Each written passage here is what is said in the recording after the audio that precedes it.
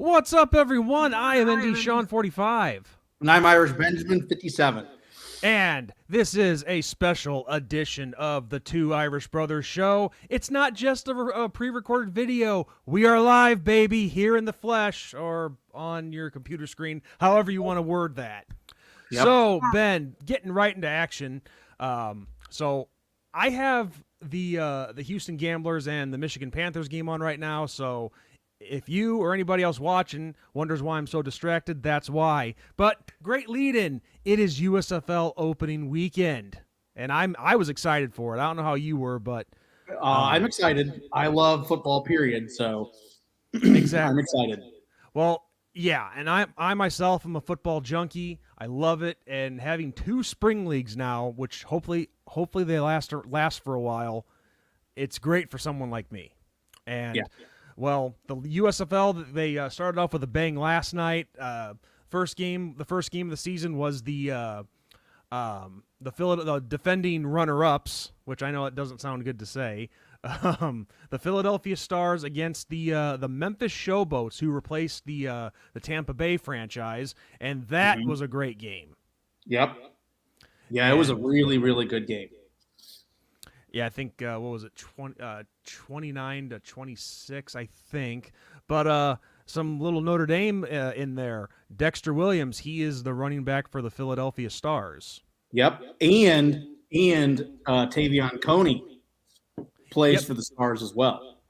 That is true, and we got Isaiah Pryor playing defense for the Houston Gamblers here. But yeah, the second game that last night was the New Jersey Generals and the defending USFL champions Birmingham Stallions, which that was a good game for a while, but eventually Birmingham did pull away. Yeah. And I'm not sure. Both teams that were in the championship last season for the USFL kind of just picked up right where they left off. So that's very intriguing to see. You know, a lot of times they call it like the hangover after teams play the championship and either win it or lose it, and no steps back, if you will, so far. No, not yet. The Showboats, they gave the Stars a run for their money, but the Stars, they found what they needed to do to hang on. And I mean, I don't get why people dog these leagues so much. Because myself, I had a lot of fun watching both those games last night. The Houston Gamblers are my team. I'm having fun watching them right now. Excuse me. So I just, people got to realize that this isn't the same USFL that was trying to compete with the NFL back in the 80s. Yeah, it's a standalone league. It's and what I'm getting at is you can't necessarily expect to have the greatest crowds, the absolute best players. I mean, these are guys who, as I've said numerous times whenever we've talked about the USFL or the XFL, these are guys who are trying to get a second chance, guys who have maybe seen some time on some NFL rosters, practice squads. They're trying to get a second chance to get back into the NFL. Or it's a first chance for some guys because, some players out of college, they don't exactly get a first chance. So this provides that opportunity for them, and so and attendance. You're not gonna have the heaviest of crowds, which I gotta say for both games last night, the crowds were pretty good. The crowd in this one, not so much, but is it being played in Houston? No, there's 4 hub cities in the USFL that's right. This year. That's right. The hub cities. Yes, that's right. Yeah. What is that? Memphis. Yeah, Houston and I believe the who is it? No, the Showboats, Memphis Showboats. The Showboats and the Gamblers, they play in Memphis, the Memphis hub. The Michigan Panthers and I can't remember if it's Philadelphia or Pittsburgh. Here, I pulled it up. Let's see. Yeah, they play it. Well, I know the 4 hub cities. It's Birmingham, Alabama, Memphis, Tennessee, Detroit, and Canton, Ohio. 2 teams playing each.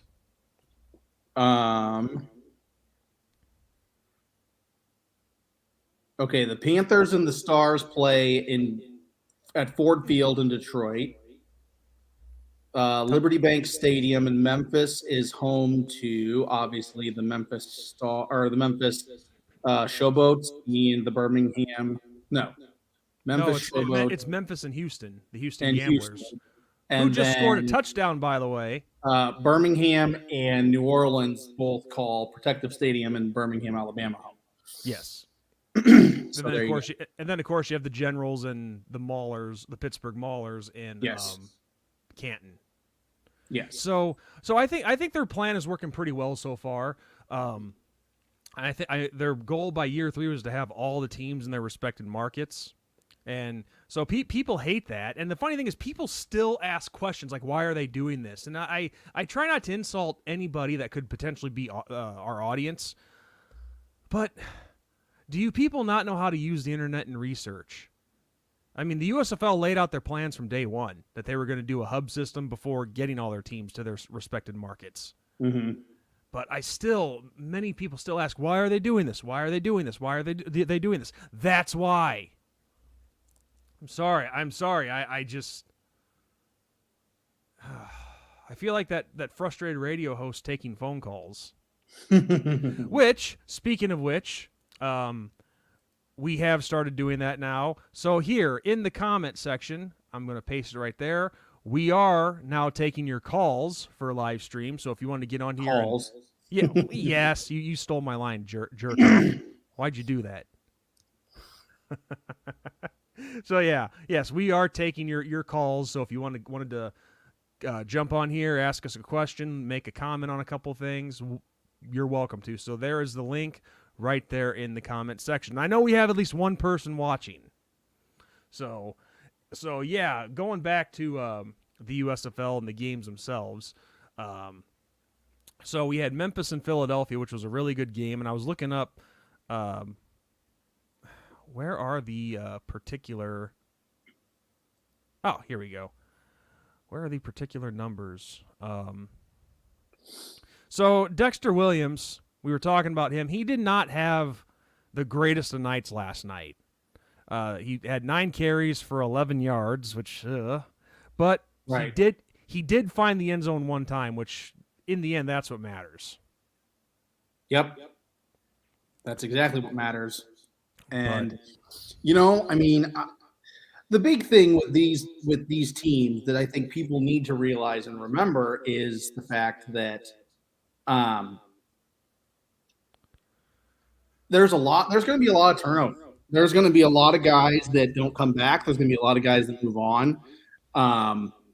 And, things aren't going to run as smoothly, if you will, as they do like in the NFL. I mean, obviously we saw that with the XFL where they didn't have a spring training. I mean, there was no spring training, there was no preseason, there was nothing. So they got 5 weeks together. When you have that little time together, there is going to be a lot of growth happening during the games that normally you're working those kinks out during practice. So the chemistry isn't going to always be there like you see in the NFL. No. And that's just how it is. And that's how it is in lower level everything, whether it's the NBA G League, the minor league system in MLB, or the minor league system in hockey. That's just how it is. So, don't go into watching these games thinking that you're going to have an NFL type scenario. That's just not reasonable. Yeah. Well, it's like I said, these were the guys who are first-time players at the professional level, or guys who've seen time in the NFL and got cut, and they're wanting to make their way back into the league. So yeah, it's not the same thing. It's you have to be a little more patient with these teams, and the play's not always going to be good. But then again, it's that same way in the NFL where the play isn't always good. You see boring games, you see sloppy play. So I just wish there'd be more tolerance for these leagues. Yeah, you got to start somewhere, and I think what we could eventually see is some of these leagues becoming like a minor league system for the pros. for the NFL, which is awesome because that's the ultimate goal of all these guys. The ultimate goal is to play in the ultimate league, which is the NFL. I mean, if you want to talk about like the next step, Canadian Football League is about as close to the NFL as you're going to get without being in the NFL. Yeah, I mean, but it's very different rules, though. I mean, I don't really watch the Canadian League. The rules are different, but Chad Johnson said it best. The talent level's there. That's the thing. Oh yeah, the talent level in the NFL and the CFL is a lot different than the USFL and the XFL and obviously college. So, it's not a bad thing that, like The Rock, for example, who took some flack, partnering with the NFL potentially and, talking deals. Not a bad thing. Not a bad thing at all. Well, and you mentioned it about the minor league scenario to the NFL. That's pretty much what the XFL is because they, like you just said, they have a deal with the NFL, which basically this makes the XFL technically a minor league ordeal. Right. And see the thing is the USFL they don't have any connections with the NFL. But there's of course the NFL is still going to come in and take guys if they prove themselves. Yeah. But I'm saying that's the only difference. It would be awesome if we see what happened or what has happened in Major League Baseball and the NHL, where you have multiple leagues that feed into specific teams, and when a team has a guy injured, they promote a dude. Or if they need a guy to rehab, they send a guy down. That's not a bad thing. It's not. They could do that, but I think that'd be kind of tough though because see, baseball, for example, you have 162 games. Hockey, you have 82. Only so few in the so few in the NFL and the XFL, USFL. That'd be kind of hard to go through the ranks in just only in only like 16, 17 games. Not including the playoffs. Yeah, but I mean, you could do it. You could almost do it like an emergency backup situation. Yeah, that's true. And at the very least, obviously the seasons are at different times. Yes, I get that. But if these dudes are, under contract with the team, then all of a sudden they get a call, from, I don't know, let's say like Jerry Jones. I was actually thinking the Cowboys. It's funny you say that. I was going to say like the Renegades. Are obviously like the minor league system of the Cowboys. So it's like, the running back, I guess, Tony Pollard, who's the current running back of the Cowboys, he gets hurt, and then they go, oh man, we need somebody now. They call up whoever the running back is for the Renegades and say, hey, we need you, for this game. Here you go. So I don't think that would be bad. I think that'd be actually kind of cool. So, no, it wouldn't be. I'm not saying it'd be bad at all. I'm just saying like, just so few games. Could you really work? Could you really work a guy up through four different? I don't know. That's what I'm saying. I would love any kind of minor league or any kind of thing. Excuse me, that you could develop these guys to play at the NFL level and go through the process and the steps and all that. And kind of taking a step back and going a little bit back to what you were talking about with the crowds. Mm-hmm. Something I've noticed in the USFL, which is a little bit different than the XFL, is most teams, not all, but most teams in the USFL are in an area that doesn't have another team. Yes. Professionally wise, not college wise, but professionally wise. Memphis doesn't have another team to compete with. Birmingham obviously doesn't have another team to compete with. I mean, Canton doesn't have one either, but based on their location, they're close enough. The Generals don't have another team to compete with, Yeah. So I think Michigan. Well, obviously Detroit has the Lions. That's the only one that does. And yes, the state of Tennessee does have the Titans, but if we're talking particular cities, no, Memphis. It's in a different city. Yeah, and that's my point because I wrote an article on one of my blogs about Houston. I like that, by the way. And maybe, Houston has a football problem. And my point was that if you have so many teams in one spot, you're going to spread your fan base too thin. Yeah. And when you also have other major sports in the same area going on at the same time, which Houston does, Houston is one of the few cities that has a team of every sport in their city, because they do have a minor league hockey team. Yeah, because I was going to say the Stars play in Dallas. So, I mean, they still have a hockey team, which is the Arrows. You get to pick your poison, and we saw that really hurt the Seattle Sea Dragons earlier in the season when they played the Battlehawks on a Thursday night, because that same night, Boston and Seattle played each other in hockey, and those were the two best teams in hockey at that point in time. So, I mean, which would you rather go to ticket-wise? Would you rather go and watch the Seattle Kraken take on the Boston Bruins, or would you rather go and watch, Seattle and St. Louis play each other? Well, and also, wasn't there a Major League Soccer matchup that night too? I think the Sounders were playing that night too. So that's my thing with some of these places that have a low attendance. It's like, I'm not dogging on the fact that they have a team, but maybe put them in a different city. Where that place would give you the fan base because they don't have a team. Like Oklahoma City, for example.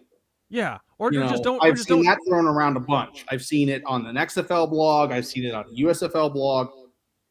I mentioned Oklahoma City too in a comment section on a group talking about spring leagues here. I mean, there's lots of other places that are quote unquote football hotbeds that just don't have a team professional wise that would probably very much support a team professional wise. I think Oklahoma City would definitely be one. I think this one's a tough one. We talked about Omaha, Nebraska. Yeah. We talked about the Dakotas. I mean, yep. There's been some emergence in the Dakotas with North Dakota State, tearing it up at the FCS level. Yep.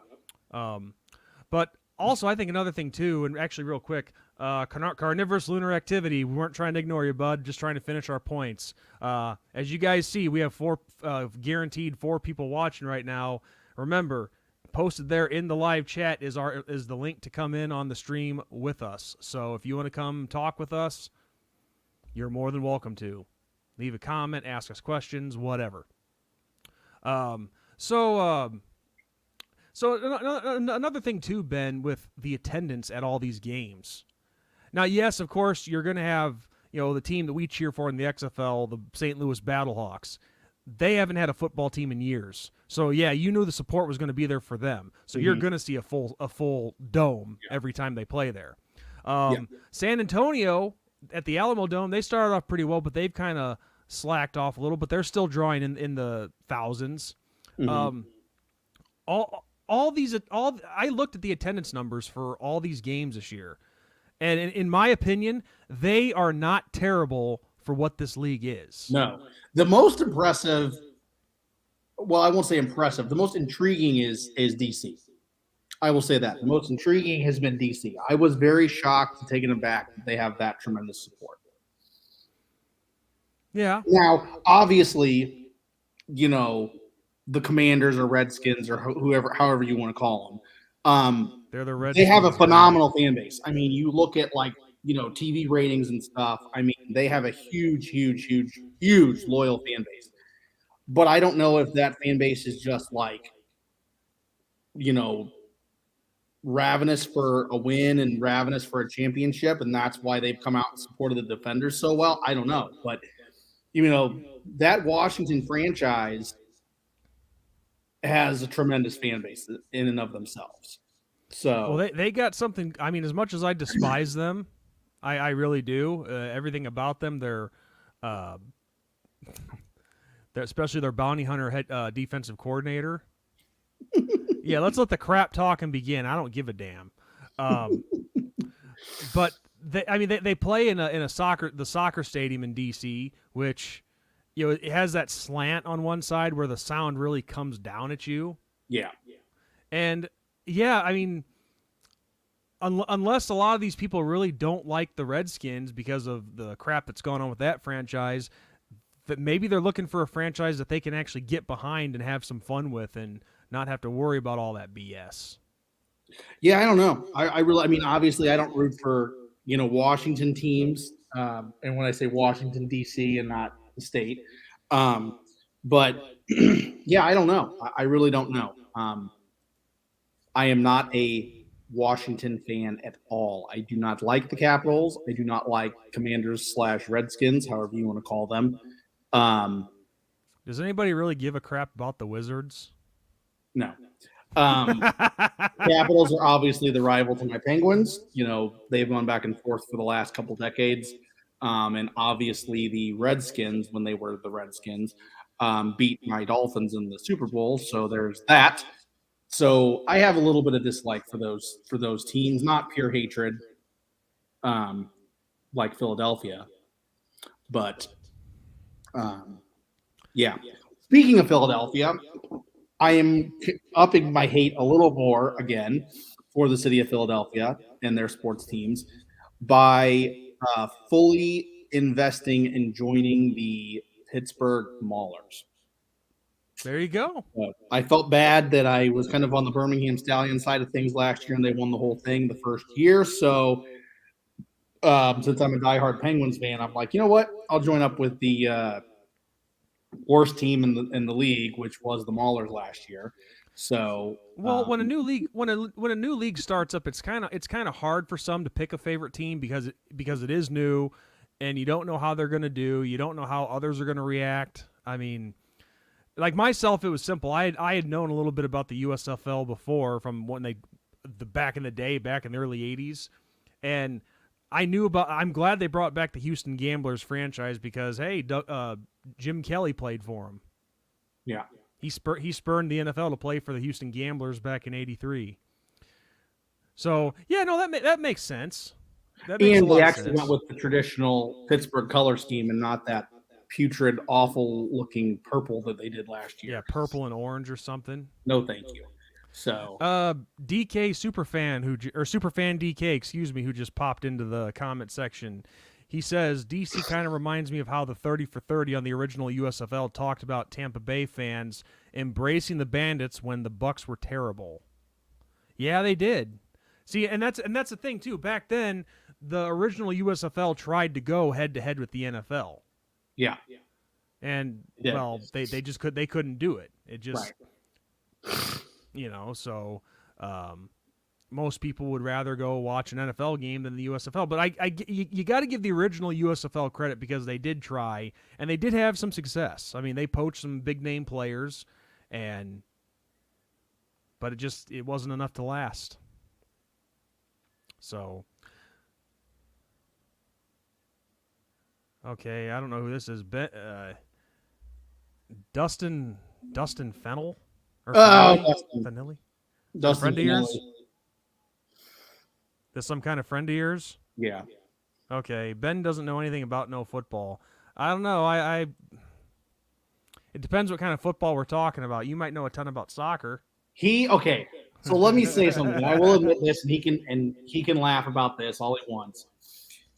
He was in 2 fantasy football leagues with me last year. Oh, hold on? Wait. Do I send some shit talking coming? So he was in 2 fantasy football leagues with me last year. Okay, and this dude beat me in every matchup in both of those leagues. So I'll give him that. He 5-0'd me. So Dustin, if you want to come on, there's the link at the top of the comment section. You can come in and talk some shit to Ben if you want. And yeah, so I owe him a couple butt kickings in the league this year. Hey, so, speaking of owing, you still owe me 3 punishments from last year. I know. And I was on the late great blue and gold dude's channel with his brothers Will and ironically he has a Ben too, so we each have a Ben. Yeah, but Yeah, they did a live show on their late brother's channel, and I was on with them, and I was very grateful for the invite. But I was telling all of them about about what us making bets in the USFL last year and how we did it 4 times. Well, actually, no, I think we did it 6 times, but 2 of those times we tied, so there was no winner, was no loser. Yes. But all I know is when there was a winner and a loser, I won all 4 times. You lost all 4 times. So for those of you who don't know, Ben has already fulfilled one of those punishments because Yes. the loser gets punished. There's no money exchanged. Yeah. So the loser has to do something for punishment. So his first punishment that he did, you guys can go back and watch us on a previous show that we did. Ben had to call some random person and ask for their hand in marriage. Yep. At some point he has to do a live stream or a show dressed as Papa Smurf. Yep. I hate when I can't talk. Damn it. The third punishment he has to do is get his chest and stomach waxed, and he has a choice here: either get it done at the salon, which will hurt just as much, or he lets me do it with a roll of duct tape. Yeah. And the fourth one, I might have an idea because I was telling those guys about it, and dude, if I decide to go with this, you're gonna have to get yourself a cheap white dress and a blonde wig. Oh God. Because you are gonna have to go somewhere and sing a Dolly Parton song dressed as Dolly Parton. I don't know if I'm gonna do that yet. I could come up with something else. And it was pretty funny though. I think it was Ben who said, "Yeah, you gotta make sure he holds a Bud Light in his hand too while he's singing." That's all I'm gonna say. Everybody else can read the news. So Ben, you feel like taking a call right now? We Sure, why not? Back room. Let's bring on. Wait a minute. There's a gentleman by the name of Anthony Mazzano. He was on last Thursday night for the Fighting Irish Power Hour. So, Anthony, welcome back. How are you doing today? How you doing, fellas? I'm doing fine, actually. I'm just sitting at home watching my dog right now. My little puppy right now. Hey, that's a nice Sunday afternoon. Yeah, no, honestly, for me, when it comes to the USFL and the other league that they just brought back, the XFL, I think what's gonna happen in the future, or they're gonna have to merge and stuff like that. And the NFL, to me, is gonna use that as their, you know how baseball has the minor league system and stuff like that. Yeah, we were talking. So we were talking about that. Yeah, and honestly, I feel that's what's gonna happen eventually. They use college football is gonna be the low A. High school is low A. Middle college is gonna be the middle part, and AAA is gonna be XFL and the merger of the XFL and USFL. What's it called? The USFL, and then the major leagues is gonna be the NFL. Like, so we develop the kids going through, and each team is gonna basically open up a team. Each team is gonna have their own minor league team in their city and stuff like a USFL and an XFL team eventually. Yeah, we were talking about that. That's too convoluted. No, we were talking about that earlier about the possibility of that being an actual minor league system, possibly down the road. But of course, the XFL technically does have a partnership with the NFL, because it's obviously it's owned by the Rock and his ex-wife, and I forget who else is in there, but it's a 3-person ownership group. They made a deal with the NFL to have like direct connections, and the USFL currently does not. No, that's what I'm saying. I think what the NFL is going to do is force them to merge, and have them be the full the AAA system for the NFL. Because to be honest, I think that's what happens with some of these quarterbacks that come into the NFL from college. They need a middle ground in the middle, because college doesn't really develop them. It seems like college doesn't really develop these guys correctly into the NFL because of the systems. Some of offensive systems or defensive systems they run don't really translate well into the NFL. So what needs to happen is you have that middle ground in the XFL, and they can go there and develop and stuff like that. Mm-hmm. Well, go ahead and add your 2 cents, Ben. I'm not going to carry you the whole time. Yeah, no, I'm teasing. it's inevitable if both leagues survive and keep going and growing. Yeah, I mean, if you want to keep pace with some of the other sports around the world and stuff, you're going to have to probably do that. Yeah, because most soccer has it's not a minor league system, but what they have is like basically each league has their own academy. Basically, each team in the professional leagues in Europe have their own academies to develop young players and stuff like that. So I don't think the NFL can do that because the body types in soccer are completely different from football. The kids get bigger in football. Soccer is they're more slim and stuff like that. They're like running backs and stuff. Yeah, And well, they're soccer. They're constantly running all the time, and you want to be as small as possible for that. NFL, you want to be big because there's actual hitting going on. And I'm sorry, but slide tackling, I don't consider that actually big time hitting. No. I played soccer my whole life. I understand why people who played football think that's not dangerous, but no, I'm not dogging soccer. I'm not dogging soccer at all. Okay.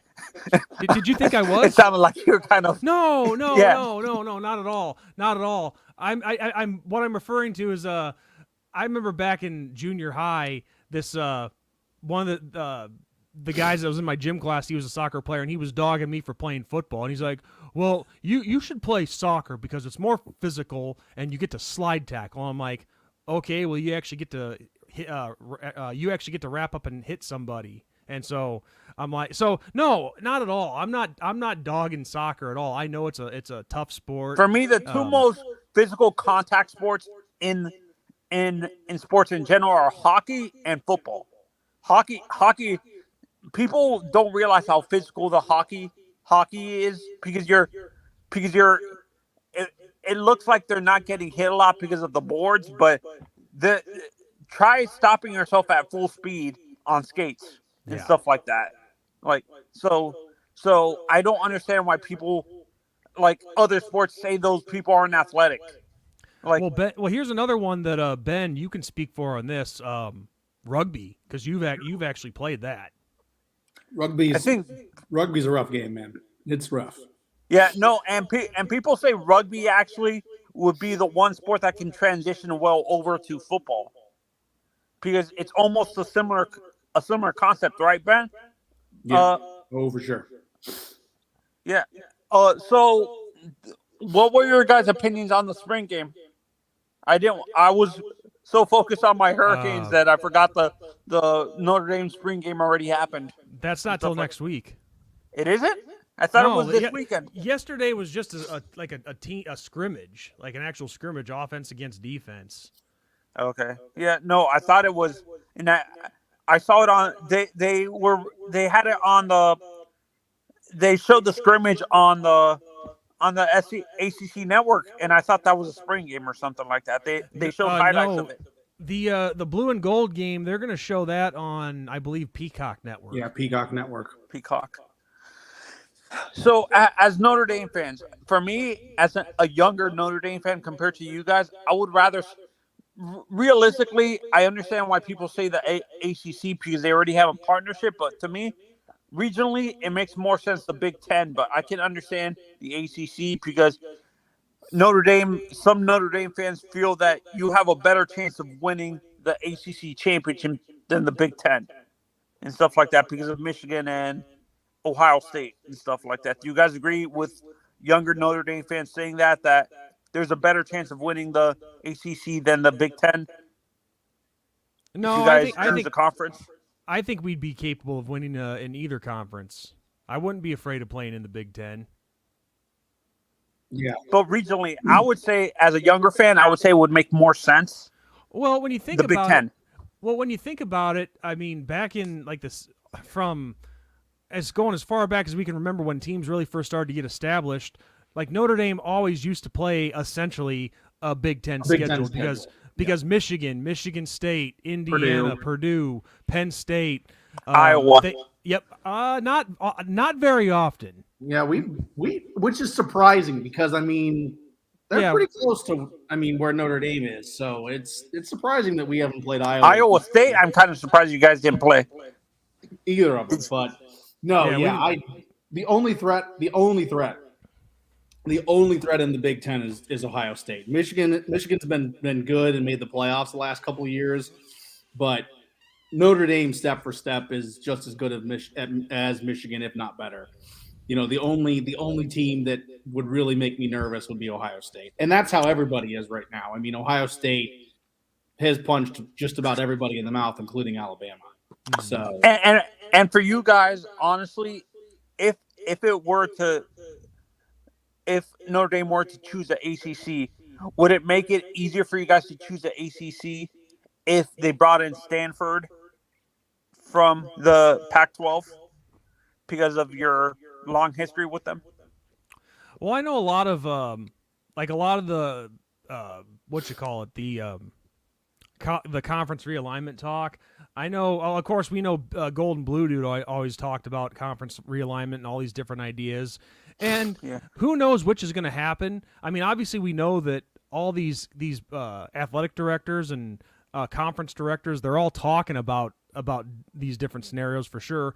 But I think something like that could be enticing. Yeah, for me, I'm a Hurricanes fan also, so I'm looking at this from the perspective of both teams. I think if the ACC ends up disappearing, which I think might happen, I think that the Big Ten is the most logical choice because Florida doesn't want Miami in the ACC. Florida, or for some reason, Florida and Georgia don't want Miami in the ACC. Alabama is fine, but I don't know what the reason for Georgia not wanting Miami in the conference is. Like Notre Dame and Iowa played almost annually prior to the mid '60s. Wow, I didn't know that. I mean, I knew they played, but I just knew they gave it up after like around that time, and they haven't played since. Yeah, and no, I wish they would because I grew up right like 17 miles away from the Iowa border, so I went to high school with Was a lot of Nebraska Iowa a big fans. rival for Notre Dame too? Was Nebraska ever a rival for you guys? Not we didn't play them a ton. I mean, I think when they came to South Bend in 2000, I think that was like only the 7th or 8th overall meeting. Oh, okay. I could be wrong. I'd have to look that up, but no, we hadn't played Nebraska a whole lot, and Iowa. I know we played Iowa, but I didn't exactly think it was an annual thing. Yeah, no, yeah. Like I said, as a fan of both teams, to me, I would rather Miami follow Notre Dame to the Big Ten than the SEC. The second conference that would make more sense regionally for us would be the Big 12 with West Virginia because West Virginia was an old Big East rival with us and stuff like that. And I think our philosophy fits more towards the in terms of the conference. If the ACC disbands, the Big 12 fits more aligned with what we want to do and stuff like that. Yeah, so I think I can see that in that scenario. How about what would your thoughts be if Notre Dame joined the Big 12? I wouldn't hate it. I mean, there'd be some good competition there, and of course, you wish that Texas and Oklahoma would stay because here's the thing: with the Big 12 this upcoming season, this is going to be the only year that all the newcomers and everybody else that they will play with Oklahoma and Texas on the schedule. So I think that's going to be a fun year for that conference. Is there a possibility that deal with Oklahoma and Texas with the SEC falls through and that doesn't happen?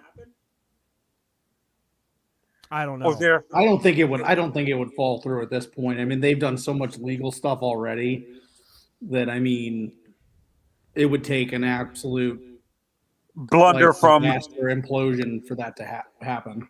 Oh, okay, so you don't think there's a 50% possibility that happens? Like even I don't think so. I think they've paid too much money. They've and correct me if I'm wrong, Ben, but aren't the Sooners and Longhorns leaving earlier than expected? I don't know. Or is it no. They're leaving in 20. They're leaving later than expected. They were supposed to leave in 2024, but they're leaving 2026 now. Oh, I didn't know that. That must have been some news I missed. But okay, so I stand corrected. We'll have, we'll have 3 years of Oklahoma and Texas playing with everybody else and all the newcomers, Unless something changed, because the previous report when this happened said that Texas and Oklahoma are staying in the Big 12 till 2026, unless you're right, they moved up recently. I'm pretty sure they're going in 2024. Yeah. That's Yeah. No. Honestly, for me, like I said, Notre Dame regionally would make sense in the Big 10, but realistically, with the contract that they have with the ACC, they can't choose another conference, can they? Is there no? If with the deal with Notre Dame is if they join a conference before 2036, then with their current contract with the ACC for their Olympic sports and whatnot, and then of course you have hockey, which is set up on a completely different landscape anyway, which is kind of weird. Well, I think that's because a lot of for example, we're the only school in the ACC that has a hockey team. Okay. There's a lot of school, like you don't really I don't think there's any SEC hockey teams. Is there, Ben? There is, but it's club. It's not a NCAA conference. Yeah. Okay. Yeah. So not everybody has a hockey team. So that's why they do things differently, because we're actually in the Big 10 for hockey. Like I will say, like one of the coolest jerseys. Yes, DK, Boston College. I forgot about them. Sorry. Is Alabama. They actually have really cool hockey sweaters for their hockey team. But wait a minute. Did I hear you right? Alabama has hockey sweaters? Yep. It's like you said, it's club. It's club hockey, not NCAA. Yeah, no. Honestly, that's what kind of surprises me with Notre Dame, that since they're in the Big 10 for hockey already, why not choose the Big 10, sign a contract with the Big 10 in the first place instead of the ACC for all your other sports and football?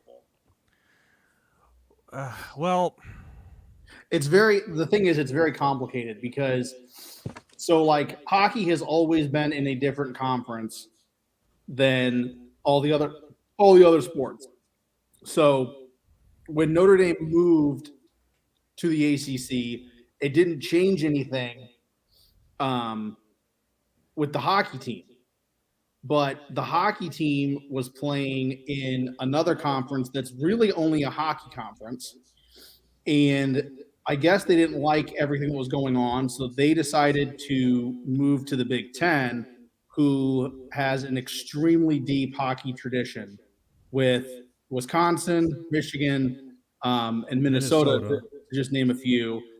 Penn State actually didn't even have a hockey team that was competing other than club level until just recently, and they jumped up into the Big 10. So, is Notre Dame a big wrestling school too? Because Big 10 is a big wrestling conference. They don't have. Notre Dame used to have wrestling, but they don't have wrestling anymore. Yeah. Yeah. I don't know. I keep on hearing echo. Is it? Oh, I know what's going on. Hold on. All right, there we go. Okay. I feel like I'm crazy. I'm going crazy. No, I was my voice. I was using this the other night for another project I was working on, and I turned the echo off because I wanted people to hear the music that I was playing. Okay. Yeah. But I Yeah. forget when there's multiple people on, we have to turn off the echo or turn on the echo cancelator thing. Yeah. Yeah. No. For me, Notre Dame, like I said, realistically, regional wise, it would make sense to go to the Big Ten, like you said, because you're already in the Big Ten for hockey and stuff like that. So it would make sense to. But I Well, can't. yeah, Are but people blowing this out of proportion? Like, are people like other fan bases or football fans in general blowing this out of proportion? Because Notre Dame is a Catholic school, so are they blowing this out of proportion that the Big Ten didn't want Notre Dame in football because of that issue, well, or is going that back to actually a true fact? there's some history with that because Fielding Yost, who was, I think it was Michigan's AD or president back in like the 1920s, Notre Dame was going to join the conference that was eventually going to become the Big Ten, but he had prejudice against Catholics. Yeah. And so Okay. Notre Dame wanted to join back then, but Fielding Yost said, no, you're not, I don't want anything to do with those Catholics.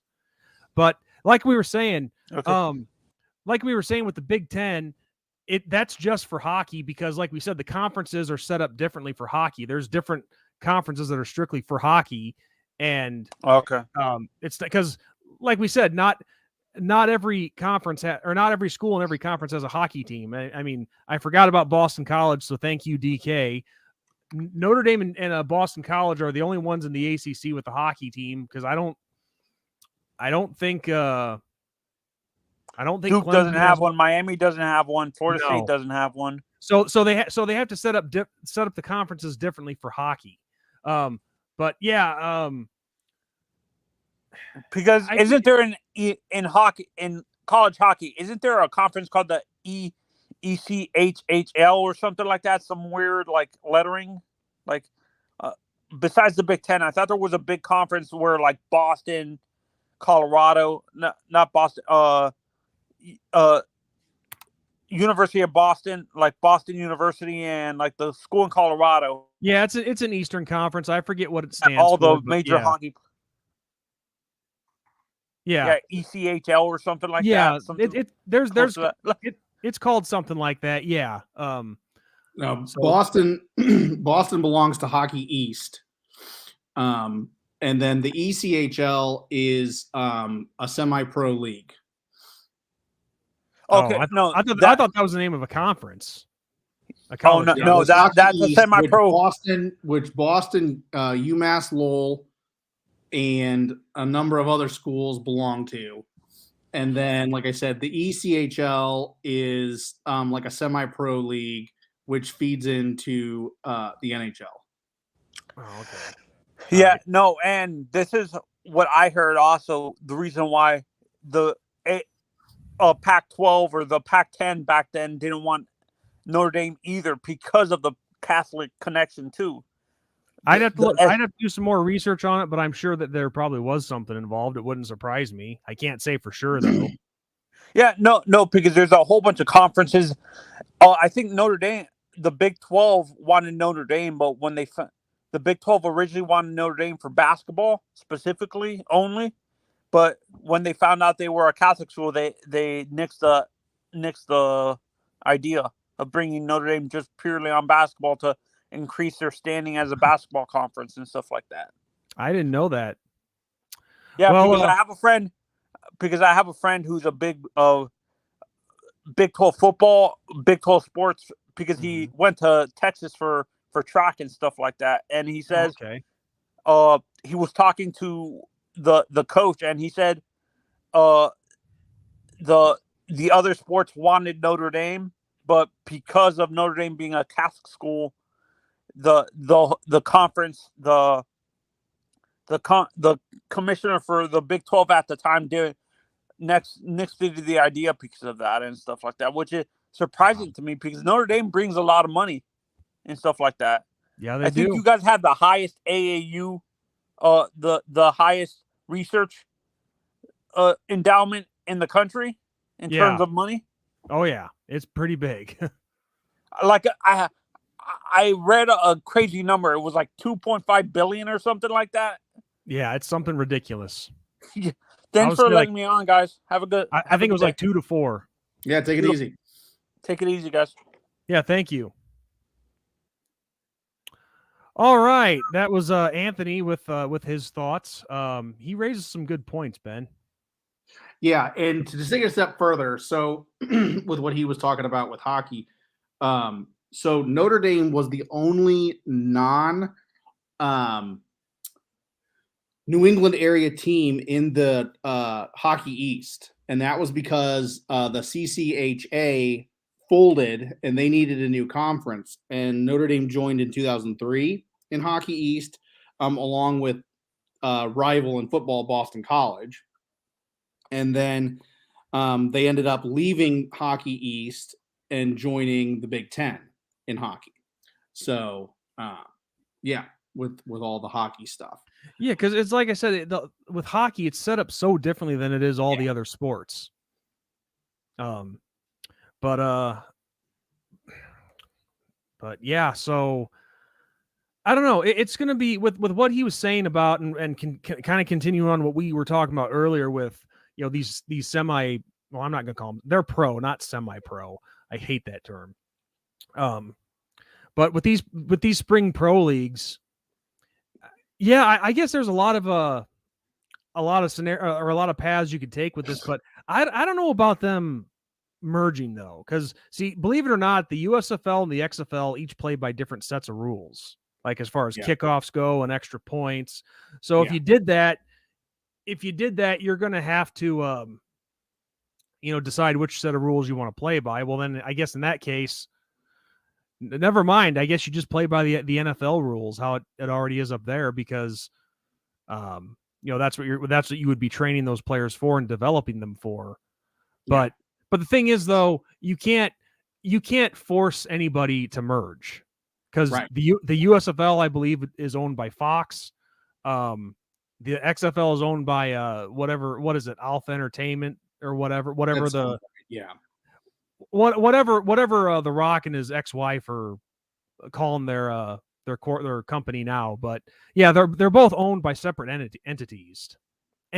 Yes. So you can't. There's no way you can force them to merge. It's either, you'd have to actually have like an actual business meeting and make the arrangement.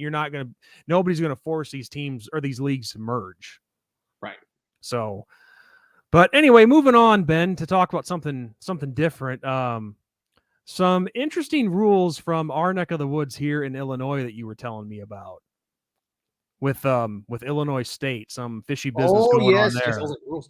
Yeah. So Illinois State's athletic director resigned because he did some rogue spending when he decided to go to the Big Ten championship game in 2021.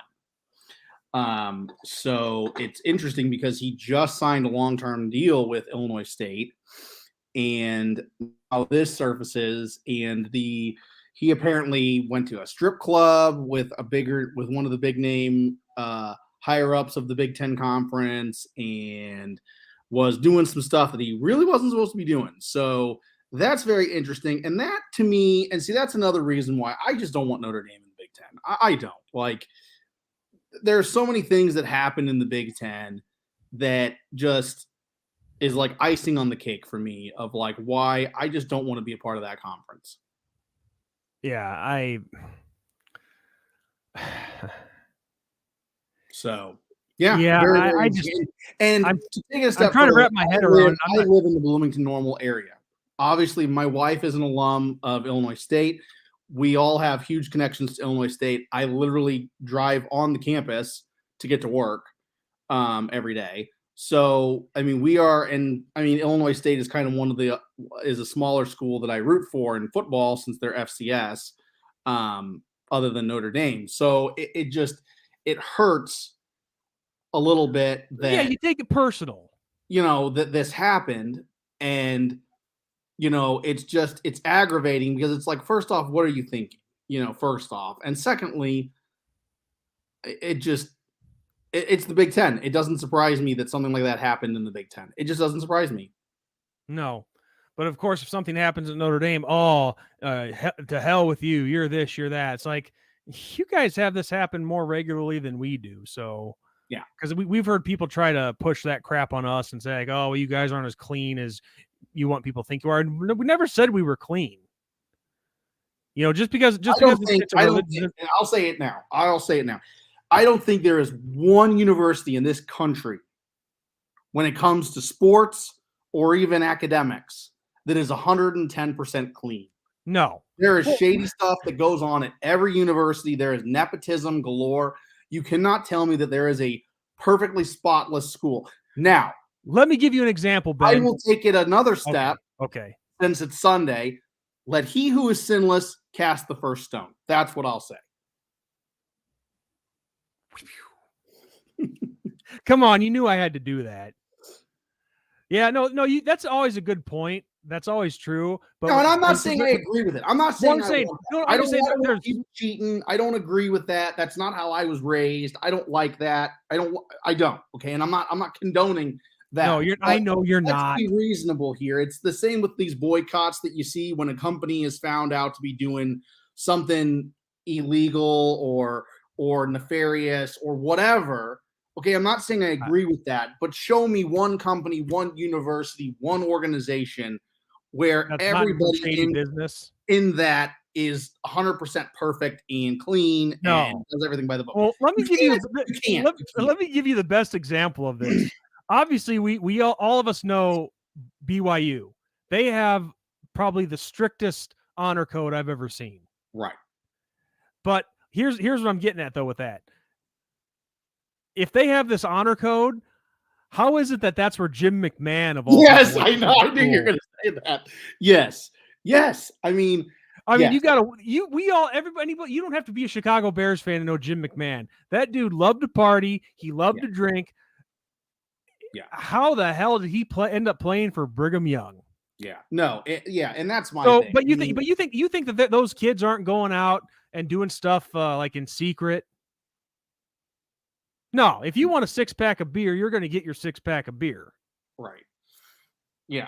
Like I said, we're not saying that's right. We're not saying, we agree, but yeah, no. I'm laughing at just the thought of Jim McMahon and all the stuff that he was doing there back in the day. It happens for sure. But I got to ask you this question though: when that commissioner from Illinois State, when he went to the strip club, do you think he was making it rain or making it drizzle? I don't know. Because there's always these rich guys who are still cheap, right? Yeah. So just like he was probably paying those girls with pennies, no doubt. And here's the thing. I mean, okay. Illinois State's athletic director wasn't like he was a single dude. He's married, man. Like, come on. Yeah, but that doesn't mean he's getting any. I mean, come on, I know what I mean. Come on, man. Come on. That's sleazy stuff. I know. And I'll say this: I'm not into strip clubs. I mean, maybe call me a pansy or whatever you want, but I'm not into that. That's not. Have you ever been to one? No, I never have, and I will most likely never go to one. I mean, unless I'm a cop in some alternate reality, and I get kicked off the force and then have to do an investigation. This is not me setting you up. This is really not me setting you up. I promise you that. I have been to some, and let me tell you something. They're not all what they're cracked up to be. Yeah, no. Yeah. It's like, I don't want. I don't. When it comes to that, I don't want the seconds. Because they're it's like you see a lot of. Right. Listen, there's a lot of disgusting people in those clubs. Do I really want a girl sitting all over me after she's just been on some disgusting fat trucker dude who's sweating like cold cuts out of his pores and smells of BO? And granted, she may go back and take a shower or put on lotion or whatever. I don't want that. Yeah. I know I just took the stream to a whole craze level right now, but I'm just saying it's just being honest. What were you going to say? I agree. It's, yeah. Yep. I still think he made it drizzle though. Probably did. He So, probably did. so anyway, moving on. Talking a little bit of Notre Dame here, since this is the main theme of our channel. So spring practice in full force. The blue and gold game coming up next week. Few interesting things that I have heard out of spring practice, and I was wrong about one thing. Lorenzo Styles, he's not moving full time to corner. What it sounds like is really happening is he's just taking reps at both receiver and corner, which, you know, we know that the defensive backfield is kind of thin, especially in the spring right now with some guys out that are just because some guys are out for the rest of the spring. But that actually kind of makes sense with Lorenzo Styles, because when he was being recruited, Ohio State was one of the schools that were recruiting him, and they actually were recruiting him to play corner. Yeah. And I don't see, I mean, we really haven't seen an Ironman in a long time. I think the last legit Ironman that we saw was Chris Gamble at Ohio State. I think there could be someone after him, because that was the early 2000s. But it just doesn't happen anymore. And a lot of these guys that, people forget, a lot of these guys in high school, almost every high school, these guys go both ways. Yeah. Almost every high school. I mean, except for maybe the quarterback. Most of these dudes play both ways, play almost every snap of the game. And I'm not saying that's right or wrong. I'm not. But, these guys are used to it. It's not like, college and pro takes it to a different level where they're like, okay, you need to pick one and focus on that. And if that's what you want, then this is what we want you to focus on. But it's not like these guys aren't used to that. And I feel like, people start seeing that and they're like, oh, man, here we go. Oh, gosh. So it's not a bad thing. It's not. Well, yeah. Well, I can tell you one thing. When I was in high school and playing on the football team, yeah, our starting quarterback, he not only played quarterback, but he actually lined up at safety. Yeah. He would go in and play safety as soon as it came on defense. Now I think he might have had a sub, but he was our starting quarterback and our starting free safety. So at least I think he did.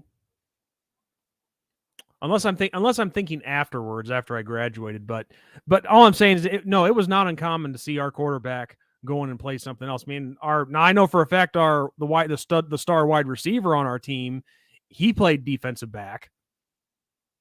So a lot of small communities. It's not uncommon to see guys play both ways. I mean, even I played both ways at times, and I was a backup. I played on the O line and the D line. So. Yeah. So, I mean, if this benefits Notre Dame in any way, having, Lorenzo being able to play corner if we need him, just because of how depth is right now, and, all the guys that haven't early enrolleed yet, or early enrolled, excuse me. That's right. I knew well, it's enrolled, not enrolleed. So I screwed that up. But anyway, no, the guys that aren't there yet. This definitely is very beneficial to Notre Dame, I think. Because that's the one spot where I think, if, for lack of a better term, where we're hurting, if you want to say that, but when really we're just thin at the moment because of, like I said, guys that are out right now for the spring. So you're having to shuffle guys around back there. I guess that'd be the only concern if there is one. Yeah. But speaking college football, let's shift a little bit. All right. Colorado continues to make waves. Seems like they're the talk of the town with, Primetime as their head coach. Colorado is currently the number one team in the transfer portal right now. Number one team. They have a whopping 25 players that have transferred through the transfer portal to Colorado. They're second only to Arizona State with 27 players that transferred. Wow. Colorado currently has 95 scholarship athletes in football, and they are looking to add 10 more to the transfer portal, potentially.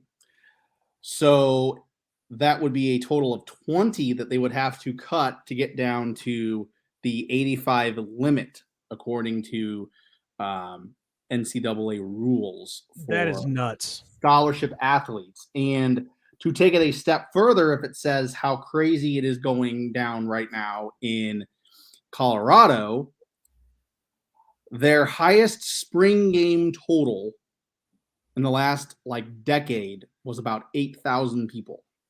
And how many did they draw? They drew, ticket wise, over 40,000. Damn.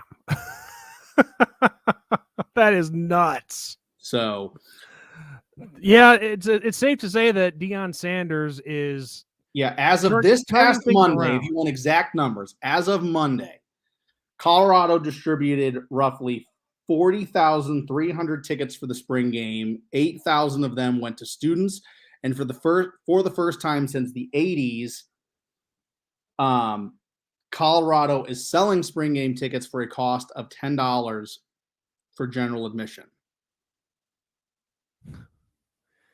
It's amazing how big of an impact Sanders has had so far. So that's nuts. But based on this trend, Ben, and all these guys that are coming in from the transfer portals with experience, yes. Do you think Colorado, and I know it's way too early to say anything, but do you think Colorado could actually have at the very least a 500 record next year? Oh, I think they're over 500. I think they will immediately jump into the top 5 in the Pac-12. Yeah. And I mean, call that a bold take, but I honestly think that. I think the top 5, if I were to name 5 right now, it would be, you can go between Southern Cal and Oregon as number 1 and number 2. They could go either way depending on what happens. Utah, we're at 3 now. Oregon State continues, to be very good. Surprisingly, and then Colorado. Yeah, I would say, what's your thoughts on Washington potentially being in that top 5? I mean, Washington, Washington's one of those schools that they have quiet seasons, and what I mean by a quiet season is they're good. They're really good, and they play everybody really well, but they're just that close, and a lot of people just don't notice them unless they really make some noise and get to a big name bowl game. Yeah. Yeah, I hear you on that. That makes sense. I think there's some trends up in the Pac-12. Obviously Southern Cal has kind of gotten back to what they used to be, which is good. It's good for college football. It is good for the Notre Dame rivalry, and it is good for college football in general to see Southern Cal good. And then obviously Colorado is rising very, very fast.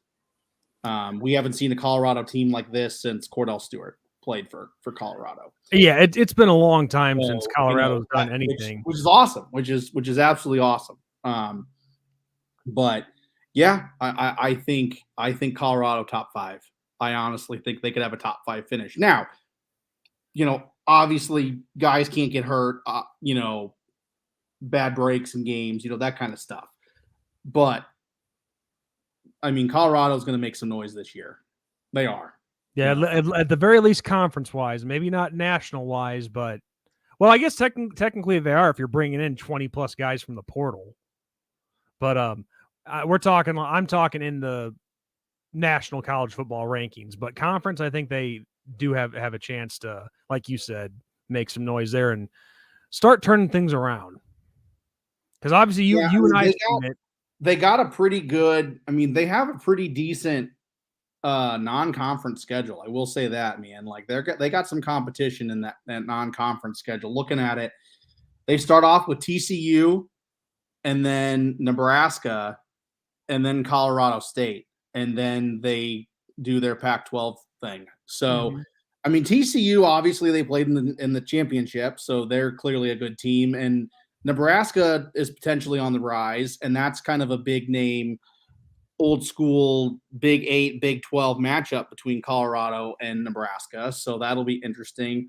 And then rivalry aspect, it's Colorado State. So not a bad – I mean, that's a non-conference schedule to not scoff at if you're Colorado. No. So, they'll have some competition. And what happens in those first 2 weeks, I think, will really determine their season between TCU and Nebraska. Yeah. Well, and of course, I mean, even with all that's going on with Deion Sanders and what he's doing, it's not going to be an instant fix. I mean, there's definitely going to be some stumbles with that team, and it's just, of course, that's just a part of the building process.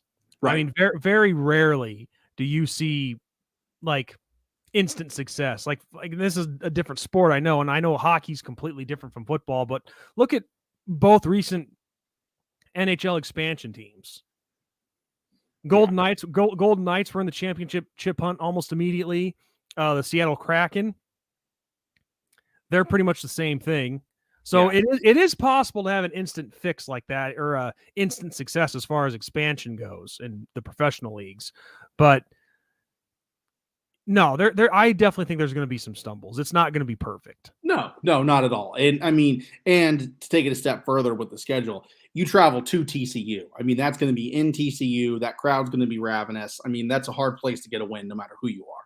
So, you know that they're going to be really hungry after that really big disappointment that they did in that national championship. So, no, Colorado has its work cut out for them. And, everybody's hearing about Colorado. We're talking about them, everybody's hearing about it. So, teams like Southern Cal and Oregon, are going to be like, okay, we're tired of hearing about you guys. Will you guys just shut the F up? And that they're going to play them hard. That they're going to be like, okay, we're not taking these guys lightly. F them. We're going to knock them back down to reality. So, it'll be very, very interesting and fun to watch and see what happens with this Pac-12 season. Well, all I know is I can tell you this much. I'm glad we have the two spring leagues here, because I cannot wait for the college football season. I mean, we start off the year in Ireland. I'll be there for it, but I'm just looking forward to all this stuff, everything in the news coming into fruition here, and seeing how it goes. Because like I said earlier, I'm excited about seeing how the Big 12 is going to go, with Texas and Oklahoma still being there. And yes, I looked it up. Texas and Oklahoma are leaving for the SEC after this upcoming season. So I just love college football in general, and I'm really looking forward to all this stuff. Deion Sanders at Colorado, the Big 12 with the current members and the new members coming in, Notre Dame in Ireland, and then of course as the team in general, especially with which I think even though there's a battle, I think it is going to be Sam Hartman in the end. Yeah, I do too. I do too. I think he just has all the tools. I think, I think Hartman is one of those dudes that he just slipped through the cracks. He's one of those guys that happens from time to time where he slipped through the cracks or maybe he developed. I don't follow Wake Forest, so maybe he developed really, really well at Wake Forest. I don't know what he was coming in to Wake Forest star-wise, but there are some guys, man, across the board, whether they're quarterback, running back, linebacker, you name it, they slip through the cracks, and they make a lot of noise on the team that they are on, and people are like, how did they not play at Alabama, or how did they not play at whoever? So, yeah, I agree with you there. Want to real quick too. I don't know how much longer you wanted to go for, Ben, but I definitely have a couple more things I want to talk about. But yeah, if anybody wants to come on and talk with us, ask us a question or whatever, I'll post it again. The link to come in to talk to us is right here. You got a comment to make or a question, don't hesitate. We'll do our best. But yeah, so again, I don't know how much longer you want to go for, Ben, but one thing, actually a couple things I wanted to talk about. What was your thoughts about Caleb Smith, the wide receiver that came to us from Virginia Tech? He just announced that he is retiring medically from football, so he is not on the team anymore. It stinks, because I mean, we were really looking forward to having him, but here's what I say. Okay, it is your life. Okay, it's nobody else's. And yes, I want to win a championship. I want to see Notre Dame win it. I want to shut all these haters up. I want to stop being a quote unquote punching bag. But you know what? It's your life, and you have to make the decision that's best for you. And if that's what's best for you, and that's what you and your family think, then obviously good luck. I mean, good luck in your future endeavors. I have no ill will, No, nothing. I would no, never say that to a kid that decides, you know what, I just can't do it anymore. My body's beat up. I'm medically just not there. You know, that it takes a lot. And you know, I have nothing but respect for that kind of a decision. yeah, I hold nothing against him either. It's his decision, his life, and if that's what he feels is best from that, then that's what's best for him. That's his decision. But one thing I do like, though, is I was listening to Marcus Freeman talk about this in the press conference yesterday, and one thing that is so reassuring is that even with the loss of Caleb Smith, you have guys that are you still have guys that are experienced, ready to go. This could possibly finally open the door for Tobias Merriweather. Yeah, I was going to say Merriweather. But you got him, Jaden Thomas, Lorenzo Styles, who I'm not going to write off on the depth chart just yet at wide receiver. But now you add in a versatile player like Chris Tyree to the receiving core, and not to mention 3 or 4 very good receivers coming in, like Jaden Greathouse and oh God, who was the other one? Who was the other one's name that's slipping on me here? Well, that is why we have the power of Google.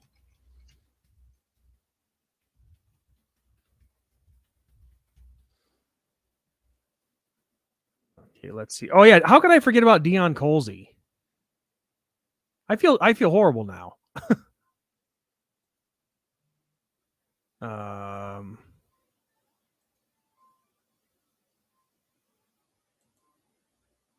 But yeah, I know. Jaden Greathouse was one. Well,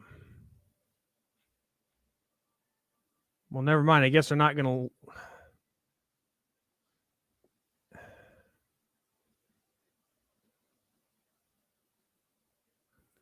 Well, I know there's another. I know there's another receiver named Caleb Smith that's coming in. Anyway, the names are blanking on me at the moment, but you get the idea. We have some great freshman wide receivers coming in this class. Oh, Rico Flores. That was one of the names I was blanking on. So I think the depth is definitely there. The talent is there. The experience is there. So this might finally be the time with a quarterback like Sam Hartman where these receivers can really flourish. Because there was, obviously, as we saw, and this is not knocking either Buckner or Drew Pine, but there were some struggles. Yeah, I mean, and it wasn't just on them. It was the offensive line. I mean, the offensive line had some major struggles too. You know, I mean, you know, we talked about it. Other bloggers talked about it. I mean, you know, it just is frustrating. But yeah, so we'll see. You know, it's exciting. You know, we have spring game next weekend, and then once the spring game's over, you're another step closer to the season. It's right around the corner. I'm excited. Yeah, it's fun times, man.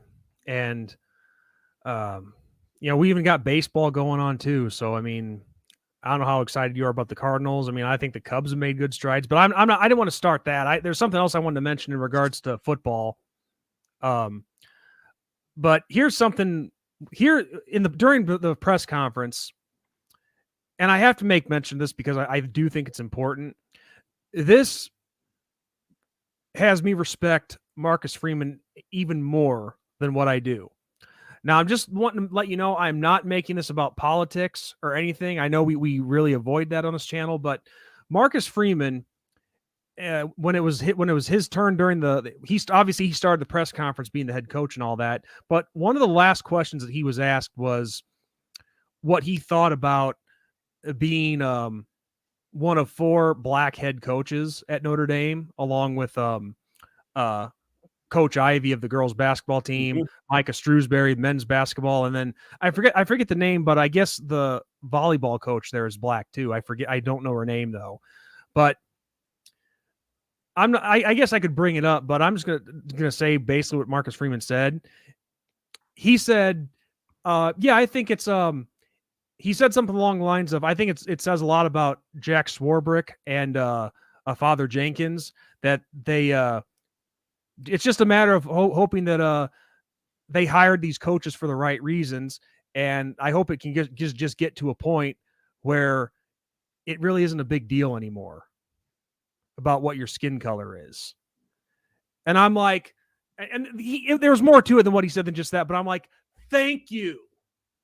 I don't care about somebody's skin color. It should be about, can they do the job and do it well? Like, again, that's I wasn't trying to take it to any political level or anything. Selima Rockwell is the volleyball head coach. Okay, thank you. I think I pronounced her first name right. We hope so. I mean, I do a bad job with names too. But yeah, no. I just wish it wouldn't be made in such. I just wish race would not be a big deal anymore. I really wish that. Past it. As a country and as human beings, in a world that has, so many different cultures in it now that are exposed to everybody, and especially with like the uniqueness that is the United States, where we are just a melting pot of cultures, as opposed to other countries where 1% of the population is different. Our population here is amazing. Like I said, it's a melting pot of cultures. To hold something against somebody, whether it's skin tone or religion or whatever, is ridiculous. And what's even more ridiculous is hiring based on those principles. Yeah, or what people call checkmark hires. Like, I want to win. I don't care what you are. Here's my thing, okay, and I'll take it this way, and then I'll be done. As long as you're obeying the rules and the laws of this country and of your university and of the NCAA, I don't care what you do. I don't care if you decide to go home after every football game that you win and douse yourself in maple syrup. I don't care about that. Okay? I don't. Good Lord, what an example. Like, everybody focuses on this stupid stuff. Like, they find out these quirks or whatever, and they have something to say about it. And it's like, I don't care if you go home and douse yourself with maple. All right, that's going to be a short. That's going to be a short. But like, I don't care if you douse yourself. Like, you win me football games. You win me basketball games. You win me baseball games. You win me a championship. I don't care about any of that. Who cares? Yeah. Who cares? Well, the thing is, we have so many people in this country right now, whether it's politicians or news anchors or bloggers or celebrities, that it's like you find out that such and such likes eggs, or such and such only drinks white milk, or such and such only drinks soy milk. Who cares? Who cares? You're not going to hire someone because they freaking like Nirvana or something. Who gives a flying fuck? I don't care. Win me a game. You just cursed, naughty. The game. Win me the football game. The ultimate goal is to win a football game. It is to win a basketball game, is to win a championship. I don't care what you do. I don't care who you are. I don't care what you believe in. I don't care if you believe that aliens put us here or if God is who you believe in. I don't care about any of that. Well, that's just it. Winning is all that matters to me. Winning. And that's the thing. I'm so glad that Marcus Freeman said that. Why is it such a big deal? I mean, he didn't say it directly like that. Right. But it's like, you could just tell when he was answering that question, like, okay, I'm getting sick of this. Why are you still asking me about it? Because he wants to win. He wants to win. He wants to focus on winning, and he wants to talk about his team. He's a team. And he even said that he hopes that Jack Swarbrick and Father Jenkins made these hires based on credentials and merits, not because of what their skin color is. And I'm so glad that he said that, because I don't care any of our coaches.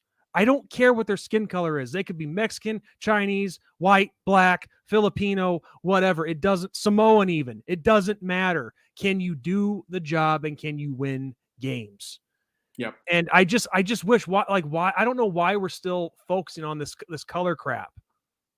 It's ridiculous. It's just You know, if I find out that if it ever got revealed that any of these coaches were a check mark hire, then I'd say shame on Swarbrick and Jenkins. But I still wouldn't say shame on Marcus Freeman. He was doing his job. But Yeah. I'd like to think that they hired all these people, all these coaches for the right reasons, not because of their skin color. I hate it. I hate. So what if he's black? I don't care. No.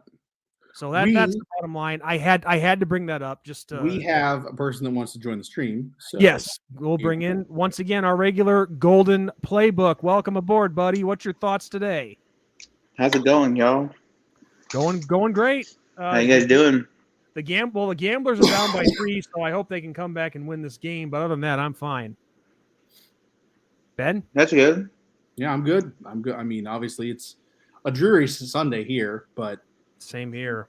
But no, doing good. Huh. So yeah, I pretty much agree with you guys on that about the hires. Well, that's how it should be. I think it should be on merit. I think they did hire on merit, and I just wish people would quit bringing up skin color. Yeah. Honestly, I don't think that they would want to hire him if they didn't think they were talented. Yeah.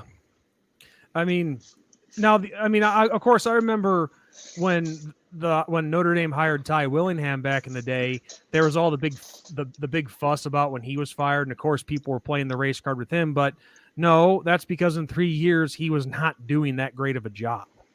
Yeah. I mean, he brought in some talent, but he couldn't put it all together. But yeah, go ahead, dude. Go ahead. Floor's yours. I think Freeman's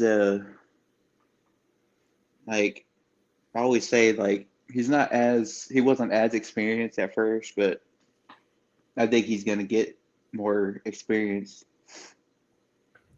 Well, it's like we've been saying every time that you and I have talked on the Thursday night show is you have to give a coach more than one season, and in our fan base and how they've reacted, well, the 1% that is more than 2 games.